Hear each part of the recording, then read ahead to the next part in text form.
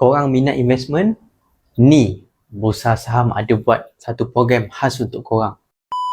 Sebelum aku share tu, boleh tekan butang follow untuk korang dapat lagi tips ataupun video yang best-best lagi depan. Ramai yang tak tahu yang baru-baru ni Bursa Malaysia dia ada launch ataupun lancarkan satu program iaitu National Investment Program. So National Investment Program ni ataupun NIP ni dia memang dia khas untuk bantu rakyat faham pasaran saham ataupun stock market. Yang kedua, dia nak bagi ilmu daripada basic sampai advance. Yang ketiga, diorang akan bagi tools dan strategi untuk korang start invest. Program ni dia terbuka untuk semua tapi ada syarat-syarat dia.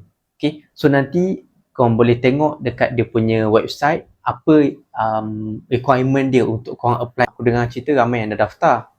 Tapi korang cuba je tekan link tu sama ada boleh daftar lagi ataupun tak. Link tu nanti aku akan letak dekat bahagian komen dan bio untuk korang refer. Jangan lupa untuk tag ataupun share video ni dekat kenalan korang yang lain yang memang korang tahu dia ni memang minat invest. Okay, terima kasih.